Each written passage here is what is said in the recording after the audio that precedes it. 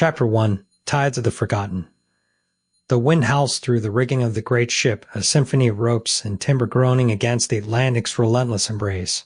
Below deck, the air is thick with the scent of salt and cedar, the flickering torchlight casting long shadows across the faces of men who have sailed beyond the edges of known maps. Their hands, calloused from years of labor, grip the edges of amphorae filled with the treasures of distant lands gold from the west, spices from the south, stories whispered in tongues older than empires.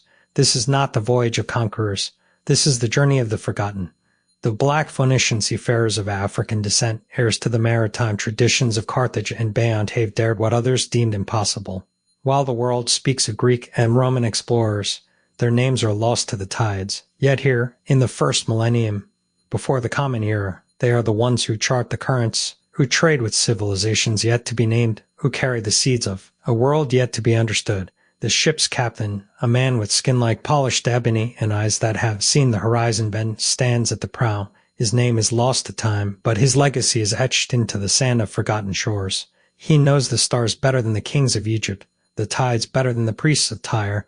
His people have sailed these waters for generations, not as invaders, but as bridge builders, connecting the ancient world in ways that would rewrite history. Board the vessel, the crew moves with practiced ease. A young sailor, barely more than a boy, secures a coil of rope with fingers that tremble not from fear, but from the thrill of the unknown.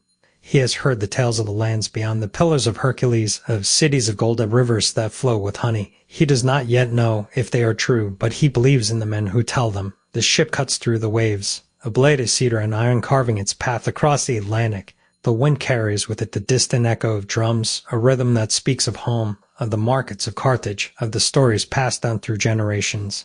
These are not the drums of war. These are the drums of trade, of exchange, of a people who understand that the greatest wealth is not in gold, but in knowledge. And then, on the horizon, not the jagged cliffs of Europe, nor the golden dunes of Africa. This is something else. A coastline veiled in mist, where the trees stretch tall and the air hums with the songs of creatures unseen. The crew exchanges glances. They have sailed beyond the edges of the known world into a realm where the maps are blank and the stories are yet to be written.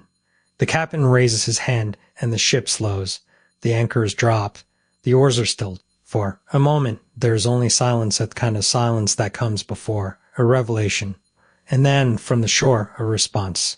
A single drumbeat, deep and resonant, answering the call of the sea.